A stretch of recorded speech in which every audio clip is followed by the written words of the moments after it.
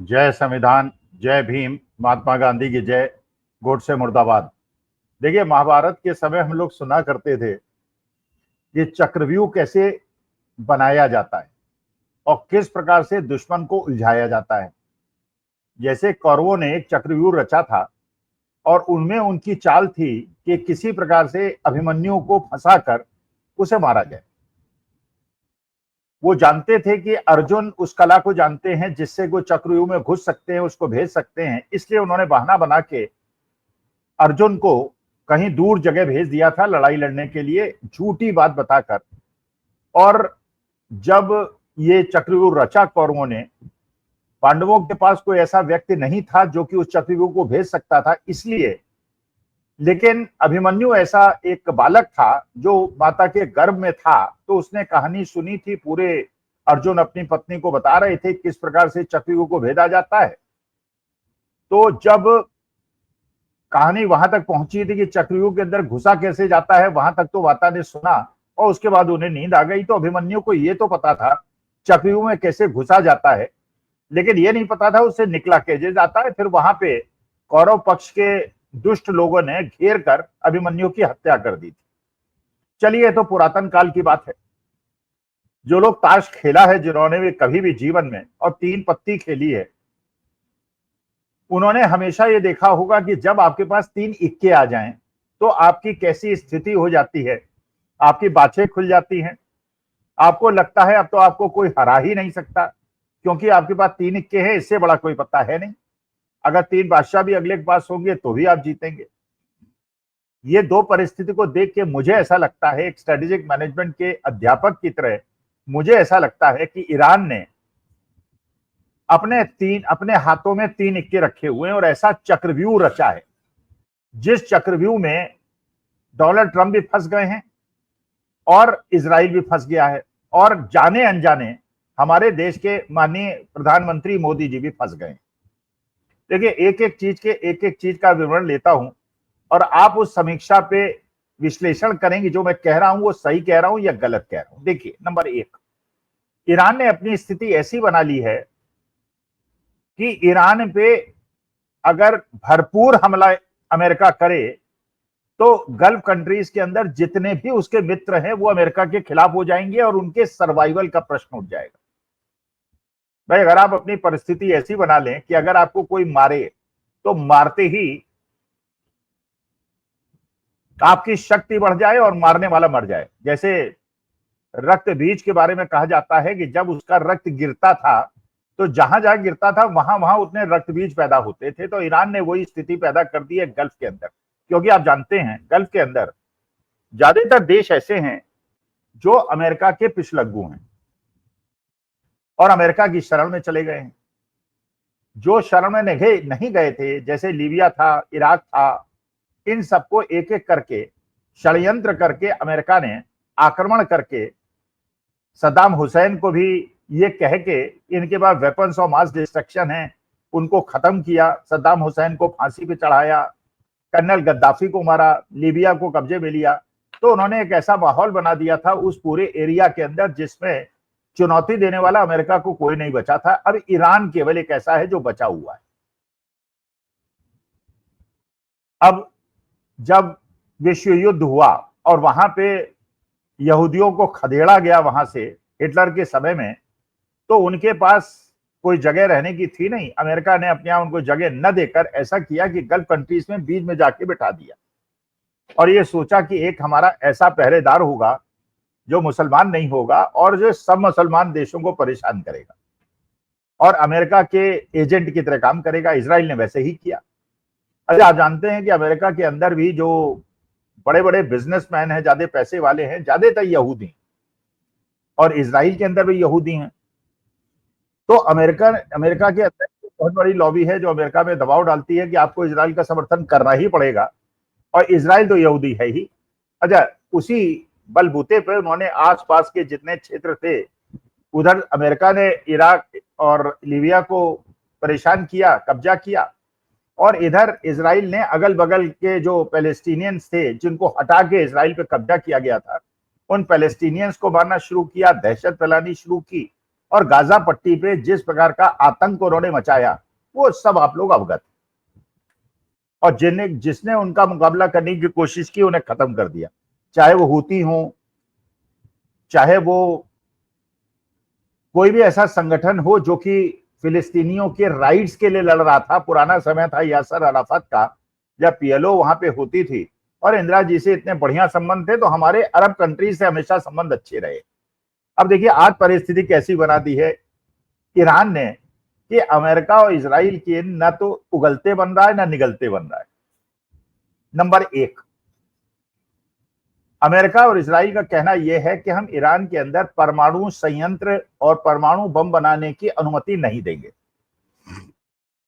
पहली प्रश्न तो ये उठता है कि आप अनुमति देने या न देने वाले कौन होते हैं? जब आपने अमेरिका के अंदर इतने ज्यादा वेपन्स बना लिए हैं, न्यूक्लियर वेपन्स बना लिए हैं, और इजराइल ने भी न्यूक्लियर वेपन्स बना लिए हैं, तो आपको ये किसने चौधरी बनाया कि गल्फ कंट्री के अंदर इजराइल के अलावा किसी के पास भी न्यूक्लियर वेपन ना हो? चलिए, वो तो एक मुद्दा हुआ। अब ईरान कह रहा है कि हम न्यूक्लियर वेपन नहीं बना रहे हैं, हम न्यूक्लियर पावर स्टेशंस बना के अपने देश के लोगों को बिजली उपलब्ध कराने के लिए न्यूक्लियर इंस्टॉलेशंस बिछा रहे हैं। लेकिन चलिए, उनकी बात नहीं मानी। लेकिन ईरान ने जो बहुत चतुरता की, जो उसने जितने भी एटॉमिक पावर स्टेशन बनाए, एक तो अंडरग्राउंड बनाए और एक ऐसा न्यूक्लियर पावर स्टेशन जिसमें रूस वाले उनकी मदद कर रहे हैं और रूस के इंजीनियर्स और टेक्नीशियंस वहां पे काम कर रहे हैं। वो बुशहर वो इलाका है जो कि समुद्र के बिल्कुल किनारे है और जिसके आसपास अरब कंट्रीज, वो वाली अरब कंट्रीज जो अमेरिका के पिछलग्गू हैं, वहां पे बसे हुए हैं। अब उसमें चाहे कतर हो, चाहे कुवैत हो, चाहे यूएई हो, चाहे सऊदी हो, चाहे दुबई हो, ये सब उसी के आसपास हैं। और देखिए, एक विशेषता और है गल्फ कंट्रीज की, ज्यादातर गल्फ कंट्रीज, जैसे हमारे यहाँ पानी उपलब्ध है, उनके यहाँ तेल उपलब्ध है, पानी की तरह तेल उपलब्ध है। तो इसीलिए वो लोग अरबपति करोड़पति हैं, सोने की कारों में घूमते हैं। लेकिन उनका पानी की बहुत ज्यादा कमी है, अंडरग्राउंड वाटर है ही नहीं उनके। अंडरग्राउंड वाटर नहीं है, बल्कि अंडरग्राउंड ऑयल है। तो करोड़पति तो हैं, लेकिन जीने के लिए तो पानी की आवश्यकता है। तो लोग करते क्या हैं कि समुद्र का जो पानी है उसको नमक रहित करके उसको पीने के लिए उपयोग करते हैं। तो अगर आप देखेंगे तो समुद्र के किनारे बहुत सारे संयंत्र सब देशों ने लगा रखे हैं, सब अरब कंट्रीज ने लगा रखे हैं और लाइन से लगा रखे हैं, जिससे समुद्र के पानी को शुद्ध करके और नमक उसमें से अलग करके उस पानी को पीने योग्य बनाया जाता है और अपने देशवासियों को पिलाया जाता है। अब देखिए ईरान ने कैसा जाल बुना है और किस प्रकार से चक्रव्यूह रचा है। जो अमेरिका का मेन टारगेट है वो न्यूक्लियर इंस्टॉलेशंस को ध्वस्त करना है। लेकिन देखिए, उन्होंने 3 जो न्यूक्लियर स्टेशन पे अटैक किया है, बुशहर वाले न्यूक्लियर स्टेशन पे अटैक नहीं किया है। कारण यह है कि वहां पे रशियन इंजीनियर्स हैं, रशिया की टेक्नोलॉजी मदद से वो बन रहा है। और अमेरिका अगर उस पर अटैक करता है और रशियन इंजीनियर्स और टेक्नीशियंस की अगर मृत्यु होती है, तो रूस को एक प्रकार से अमेरिका ललकारेगा कि आओ भिड़ लो, और उसके बाद अमेरिका की क्या हालत होगी आपको पता है। क्योंकि रूस के साथ चीन भी होगा, नॉर्थ कोरिया भी होगा, ईरान भी होगा। ईरान के पास तेल का पूर्ण भंडार है और रशिया और चाइना के पास टेक्नोलॉजी उसी स्तर की है जैसी यूरोप और अमेरिका के पास। अब अगर अमेरिका न्यूक्लियर इंस्टॉलेशन को ध्वस्त करता है, सही में ध्वस्त करता है, जैसे बाकी ये 3 न्यूक्लियर प्लांट्स पे उन्होंने हमला किया, अमेरिका ने तो क्लेम किया हमने उनको ध्वस्त कर दिया, लेकिन ईरान ये कहता है कि हमको ये पता चला है अखबारों से और सोशल मीडिया से कि हमारे यहाँ न्यूक्लियर इंस्टॉलेशंस को अमेरिका ने ध्वस्त कर दिया है, क्योंकि हमारे यहाँ सब कुछ सामान्य है, कहीं कोई परेशानी नहीं। अच्छा, अगर आप ईरानियन से बात करें, जो ईरान में लोग रह रहे हैं उनसे बात करें, तो वो ये बताते हैं कि जहां ये 3 न्यूक्लियर स्टेशन थे उसके आसपास के लोगों को ये बता दिया गया है सरकार द्वारा कि आपको कोई खतरा नहीं है, कोई न्यूक्लियर डैमेज नहीं हुआ है, किसी प्रकार का रेडिएशन नहीं होने वाला है, और आप लोग बिल्कुल उसी प्रकार से निष्पन्द होकर रहिए जैसे पहले रहते थे। यह भी बताया जा रहा है कि ईरान के ज्यादातर शहरों के अंदर जो जीवन है वो बिल्कुल नॉर्मल चल रहा है, न लोग बंकर के अंदर जा रहे हैं, ना इधर उधर भाग रहे हैं, लेकिन इजराइल के अंदर लोग इधर उधर भाग रहे हैं और ज्यादातर लोग बंकर्स के अंदर छिपे हुए हैं। इसराइलियों के लिए तो बंकर खोल रहे हैं, और हम जैसे भारतीयों के लिए जो हमारे बच्चे वहां जाके पैसे के लालच में या मजबूरी में, क्योंकि घर में खाने को पैसा नहीं था, वहां जाके 1-1.5 लाख की तनख्वाह में जा रहे हैं, उनको बंकर्स के अंदर घुसने नहीं दिया जा रहा है। अब अगर अमेरिका बुशहर के न्यूक्लियर स्टेशन को सही में ध्वस्त कर दे और बाकी न्यूक्लियर इंस्टॉलेशंस को ध्वस्त कर दे, तो वहां से रेडिएशन होगा और वहां से ऐसे ऐसे केमिकल्स निकलेंगे कि वो पानी में घुलने के बाद पानी को पूरी तरह से विषाक्त कर देंगे। और अगर विषाक्त ये पानी होता है तो जिस समुद्र के पानी से बाकी गल्फ कंट्रीज के लोग उसका शोधन करके पीने का पानी बनाते हैं, उनके लिए एक एक बूंद के लिए पानी के लिए तरस जाएंगे और उनके सारे इंस्टॉलेशन जो उन्होंने पानी के शुद्धिकरण के लिए बना रखे हैं वो सब ध्वस्त हो जाएंगे, वो यूजलेस हो जाएंगे। तो इसका माने गल्फ कंट्रीज कभी भी अमेरिका और इजराइल को अनुमति नहीं देंगे कि आप न्यूक्लियर इंस्टॉलेशंस को ध्वस्त कर दीजिए। हाँ, ये ढपोर शंखी आप कर सकते हैं, शेखिया बखार सकते हैं कि हमने न्यूक्लियर स्टेशन को ध्वस्त कर दिया, लेकिन न्यूक्लियर स्टेशन अगर ध्वस्त होता तो अभी तक कोई ना कोई केमिकल रिसाव या न्यूक्लियर लीकेज होता और उसका आफ्टर इफेक्ट अभी तक लोगों को पता चल गया होता। तो जो लग रहा है वो ये लग रहा है कि अमेरिका ने ये तो क्लेम कर लिया कि हमने उनके न्यूक्लियर इंस्टॉलेशंस को ध्वस्त कर दिया, लेकिन वास्तविकता में ये हवाई बातें हैं और न्यूक्लियर इंस्टॉलेशंस को कोई खतरा नहीं हुआ है और इस मामले में ईरान सही बोल रहा है। तो पहली बात तो ये, अरब कंट्रीज जो अमेरिका के मित्र राष्ट्र हैं वो कभी भी अमेरिका और इजराइल को इसकी अनुमति नहीं देंगे कि आप न्यूक्लियर इंस्टॉलेशंस को ध्वस्त करें, उसके अंदर लीकेज हो, वो पानी के अंदर मिले और ये सारे के सारे गल्फ कंट्रीज पीने के पानी के लिए तरस जाएं।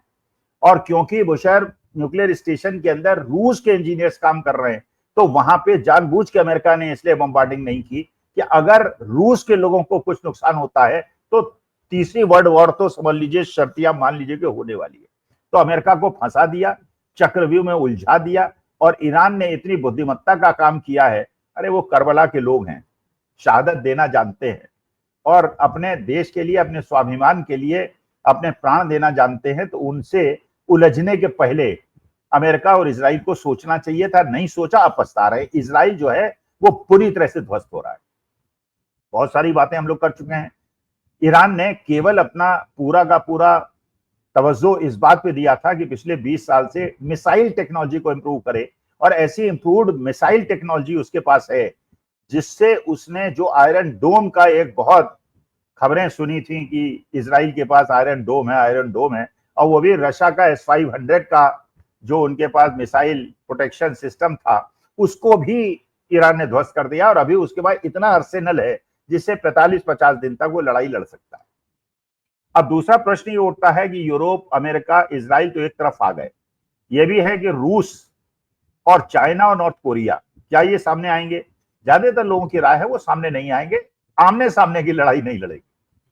लेकिन अगर अमेरिका इजराइल को आर्म्स और एम्युनिशन देके उसकी कमी नहीं होने देगा तो ये भी बात बिल्कुल पक्की है कि चीन आज जो किसी भी युद्ध में नहीं उलझा हुआ है, वो पूरी तरह से ईरान की आयुध सप्लाई को करते हुए इंप्रूव्ड। और ये बात पता भी चल गई है और सूत्रों से पता चल गई है कि चाइना ने अपने प्लेन से, अपने जहाजों से अस्त्र शस्त्र ईरान को भेजने शुरू कर दिए हैं। तो जिस प्रकार से इजराइल को कोई कमी नहीं होगी अमेरिका से, उसी प्रकार से ईरान को भी नहीं कमी होगी, क्योंकि चीन और रूस उसको आर्म सप्लाई देते रहेंगे। और नॉर्थ कोरिया ने जिस प्रकार से खुलकर उसका समर्थन किया है, और आप जानते हैं नॉर्थ कोरिया, किम जोंग का जो शासन है वहां पर, जिस प्रकार का शासन है और जिस प्रकार का अस्त्रेल उनके पास है, एक खतरनाक खतरा अमेरिका और इजराइल ने अपने लिए कर लिया। इजराइल तहस नहस हो रहा है, टूट रहा है, रक्षा के लिए लोग छोड़ के भाग रहे हैं और ईरान के अंदर बिल्कुल नॉर्मल लाइफ जी जा रही है। अमेरिका के अंदर डोनाल्ड ट्रंप के खिलाफ इंपीचमेंट लाने की बात हो रही है। इजराइल के अंदर नेतन्याहू की यह हल हो गई है कि अगर आज वहां इलेक्शन होता है तो नेतन्याहू बिल्कुल किसी भी प्रकार से जीत नहीं पाएंगे और उसके बाद उनके लिए केवल मृत्युदंड का प्रावधान होगा जो अगली सरकार आएगी। और दूसरी तरफ जो ईरान के प्रमुख हैं 85 वर्षीय खामेनी साहब, उनकी पॉपुलैरिटी इतनी ज्यादा बढ़ गई है कि अगर ईरान के अंदर अगर आज इस बात पे पोल कराया जाए तो उनकी पॉपुलैरिटी कभी इतनी ज्यादा नहीं थी जो आज बढ़ गई है। और उन्होंने किस प्रकार से स्ट्रेटेजिक मूव्स किए हैं आप ये देखिए। एक क्रिश्चियन जिसकी मौत हुई इजराइल के हमले में, खमैनी साहब खुद उसके घर गए और वहां जाके सोशल मीडिया से उस प्रचार किया। इसका मतलब ईरान ये मैसेज देने की कोशिश कर रहा है कि हाँ, इजराइल तो मुसलमानों के साथ अत्याचार कर रहा है, लेकिन हम अपने देश के अंदर हम उन क्रिश्चियंस का भी उतना ही सम्मान करते हैं जो ईरान के लिए अपने प्राण त्यागते हैं। तो message is loud and clear that हम तो इस्लाम का पूरा इस्लाम को फॉलो कर रहे हैं, लेकिन जो लोग कहते हैं वो जीसस क्राइस्ट के मानने वाले हैं, वो हिंसा, घृणा, खून खराबा, जो जीसस क्राइस्ट के कभी भी आदर्श नहीं थे और अपने को फॉलोअर्स कहने वाले लोग उसको आगे बढ़ा रहे हैं। इसके बाद एक चीज ये भूल गया अमेरिका जब इस युद्ध में उतरा, चाइना सीधे लड़ाई नहीं लड़ेगा, रूस यूक्रेन से उलझा हुआ है, इसलिए रूस भी हो सकता है सीधे लड़ाई में न कूदे, लेकिन अमेरिका सीधे लड़ाई में कूद कर उसने अपने लिए एक बहुत बड़ी फाइनेंशियल क्राइसिस क्रिएट कर दी है। आप जानते हैं कि अमेरिका के अंदर जो उनका जीडीपी का डेट का रेशियो है, माने जो लोन उन्होंने ले रखे हैं और जो उनकी जीडीपी है, वो करीब करीब बराबर है। इसका मतलब अमेरिका की इकोनॉमी लोन्स पे निर्भर कर रही है और लोन्स में ज्यादातर लोन्स उनके जो बॉन्ड्स हैं जो उन्होंने फॉरेन इन्वेस्टर से जुटाए हैं वो ज्यादातर चाइना के हैं। जो चाइना युद्ध में अगर सीधे नहीं भी उतरा और अपने बॉन्ड्स को उसने मैच्योर करा लिया तो अमेरिका ऐसी बड़ी फाइनेंशियल क्राइसिस में चला जाएगा जिससे सुलझना न तो उसके लिए संभव होगा और जो मेक अमेरिका ग्रेट अगेन के डोनाल्ड ट्रंप के फॉलोअर्स हैं वो उसको पचा पाएंगे। और वो तो इसी आश्वासन जो उन्होंने डोनाल्ड ट्रंप को जिताया था कि जब ट्रंप आएंगे तो देश के अंदर शांति आएगी, विश्व के अंदर शांति आएगी, वो युद्ध विराम कराएंगे। लेकिन डोनाल्ड ट्रंप ने इस लड़ाई को पार्टिसिपेट करके या तो इजराइल ईरान को लड़ने देते, उन्होंने खुद इसमें उतर के और इसको क्लेम करके कि उन्होंने न्यूक्लियर स्टेशन में बॉम्बार्डमेंट किया है, उन्होंने इनडायरेक्टली प्रोवोक किया है नॉर्थ कोरिया को, रूस और चीन को। उन्हें भी अपने अस्तित्व को बचाने के लिए प्रूव करना है कि अमेरिका पूरे विश्व का दादा नहीं है और it is not a unipolar world. और उसको सिद्ध करने के लिए अगर सीधे लड़ाई पे न उतरे, इसके बावजूद युद्ध की इक्विपमेंट्स की सप्लाई करके और फाइनेंशियली अमेरिका को क्रिपल करके, क्योंकि आप जानते हैं कि इजराइल के पास अपनी कोई ऐसा नहीं है कि financially they are very strong, they are totally dependent on America. और अमेरिका बिल्कुल पूरी तरह से कर्ज में डूबा हुआ है। अगर इस प्रकार की लड़ाई लंबी चलती है तो ईरान तो उससे लड़ लेगा, क्योंकि ईरान के पास तेल के अकूत भंडार हैं और ये तेल के अकूत भंडार का चाइना का टोटल रिक्वायरमेंट का 80% से ईरान से जाता है। तो चाइना क्योंकि आज किसी युद्ध में नहीं उलझा हुआ है, फाइनेंशियली उसके हाथ फ्री है, तो इसलिए वो ईरान की तो फाइनेंशियली मदद कर देगा, लेकिन इजराइल की मदद करने के चक्कर में अमेरिकन इकोनॉमिक क्राइसिस क्रिएट हो जाएगी, जिससे अमेरिका के लिए उबर पाना बहुत ज्यादा मुश्किल होगा। ईरान के खमैनी साहब ने एक और चीज को प्रूव कर दी है, क्योंकि देखिए इतिहास याद करता है उन लोगों को जो कि प्रतिकूल स्थिति में सीना तान के खड़े होते हैं। अपना सीना 56 इंच का कहने से बात नहीं बनती। लोग टेस्ट करते हैं कि जब प्रतिकूल समय आता है तो आप एक्ट कैसे करते हैं। अब जैसे यूक्रेन और रूस का मसला है, आप जानते हैं रूस बहुत मजबूत है, यूक्रेन बहुत छोटा है, उससे मुकाबला नहीं कर सकता था। लेकिन यूक्रेन ने न केवल मुकाबला किया, 2-3 साल तक मुकाबला किया, रूस पे भी आक्रमण किया, खुद भी हुआ, लेकिन वो सीना तान के खड़ा रहा। उसने डोनाल्ड ट्रंप को जवाब दिया और उसी का नतीजा है कि G7 में उसे फ्रंट रो में जगह मिली। हमारे देश जो इतना बड़ा देश है, इतना महान देश है, इतनी ऐतिहासिक परंपराओं वाला देश है, उसमें माननीय मोदी जी को सेकंड रो में खड़ा होना पड़ा। तो मैक्सिको की राष्ट्रपति भी फ्रंट रो में खड़ी हुई, क्यूबा के राष्ट्रपति भी फर्स्ट रो में खड़े हुए, यूक्रेन के प्रेसिडेंट भी फ्रंट रो में खड़े हुए और हम सेकंड रो में हमें खड़े होना पड़ा। तो यूक्रेन ने और ईरान ने उस पंक्ति में अपना नाम लिखा लिया है कि जब इतिहास में याद किया जाएगा कौन सीना तान के खड़े रहे, तो उसमें ईरान का भी नाम लिया जाएगा और ईरान लंबी लड़ाई लड़ सकता है। अब अगर इसका आप कंपैरिजन करें हमारे देश की स्थिति से, देखिए अमेरिका ने खुलेआम कहा ईरान से कि आप समर्पण कर दीजिए, अपने न्यूक्लियर इंस्टॉलेशंस को ध्वस्त कर दीजिए। खमैनी साहब ने मना कर दिया। उन्होंने कहा नहीं, आप लोग कह रहे हैं कि अब शांति नहीं, अब तो युद्ध होगा। और अब आपको फल भुगतना पड़ेगा। मैंने पलटवार किया ईरान। और दूसरी, हमारे देश के अंदर जब ऑपरेशन सिंदूर हुआ, जब हमारे 26 जवानों की हत्या की पाकिस्तान ने, पाकिस्तानी टेररिस्ट ने, और जब हमारे देश के सेना ने, एयरफोर्स ने, आर्मी ने, डिफेंस फोर्सेस ने अपनी जान को रिस्क पे लेते हुए उनके सारे के सारे तो नहीं, 21 आतंकवादी ठिकानों को खत्म करने का लक्ष्य था, 9 को खत्म किया, बाकी को खत्म नहीं कर पाए, पाकिस्तान को ध्वस्त कर दिया। उनके न्यूक्लियर इंस्टॉलेशन के आसपास उन्होंने बमबारी करके पाकिस्तान को उसकी औकात दिखा दी। लेकिन बाद में हमारे देश के राजनीतिक आकाओं ने, जो अपना 56 इंच का सीना कहते हैं, उन्होंने युद्ध विराम कर लिया। ये कहा गया अमेरिका द्वारा, डोनाल्ड ट्रंप द्वारा, कि युद्ध विराम उन्होंने कराया, डोनाल्ड ट्रंप ने कराया। पाकिस्तान चुप बैठा था। और भारत की तरफ से यह कहा गया, वो भी एक्सटर्नल अफेयर्स सेक्रेटरी की तरफ से कहा गया कि युद्ध विराम डीजीएमओ लेवल पे हुआ और उसमें प्रधानमंत्री का या देश की सरकार का कोई लेना देना नहीं है। अब पाकिस्तान ने भी एक स्टेटमेंट दे दिया है कि हमने कोई रिक्वेस्ट नहीं की थी हिंदुस्तान से सीज फायर के लिए। हमारे पास डोनाल्ड ट्रंप का फोन आया था, ये पाकिस्तान ने कहा। सऊदी अरेबिया से फोन आया था, उन्होंने कहा कि भारत हमारे संपर्क में है, युद्ध विराम अगर आप आक्रमण बंद कर दें तो वो भी युद्ध विराम कर सकता है, आक्रमण बंद कर सकता है। क्योंकि हमें यूएई का फोन आया था और क्योंकि हमें अमेरिका का फोन आया था, तो हमने कहा कि अगर इंडिया भी युद्ध विराम चाहता है तो हम भी कर लेते हैं। और ये, इसका मतलब यह है कि somebody was in contact with Saudi Arabia and America, और इसके बाद ये युद्ध विराम हुआ। लेकिन जब हम जीत रहे थे, और जीतता हुआ आदमी युद्ध विराम करे तो बड़ा प्रश्न चिन्ह उठता है।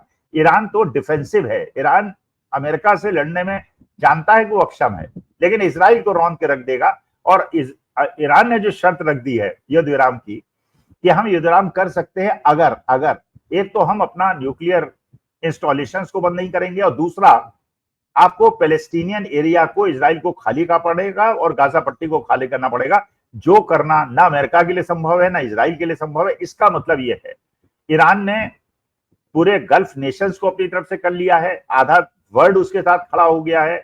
अमेरिका के लिए न निगलते बने न उगलते बने की स्थिति पैदा कर दी है कि अगर वो न्यूक्लियर इंस्टॉलेशन को हिट करेगा तो पानी कंटेमिनेट हो जाएगा और उसके बाद गल्फ कंट्रीज ही उसके खिलाफ खड़े हो जाएंगे। और एक और नोटेबल चीज है कि पाकिस्तान ने भी अमेरिका के इस आक्रमण का विरोध किया है, इसके बावजूद कि डोनाल्ड ट्रंप ने अमेरिका के सेनाध्यक्ष को पहली बार अपने यहाँ खाने में बुलाया, उसे फुसलाने की कोशिश की, लेकिन उसने विरोध कर दिया। और हमारे देश के प्रधानमंत्री माननीय मोदी जी ने इजराइल को समझाने के बजाय, अमेरिका को समझाने के बजाय ईरान को फोन किया कि युद्ध विराम करो। अरे ईरान तो अपनी सुरक्षा में काम कर रहा है और जो एग्रेसर है वो तो अमेरिका और इजराइल है। लेकिन मोदी जी थोड़ा अपना सीना चौड़ा कीजिए, 56 इंच का अगर सीना है तो तन के खड़े होइए, ईरान के साथ खड़े होइए और जो भी देश एग्रेसर हो उसका विरोध कीजिए। नमस्कार, धन्यवाद, प्रणाम।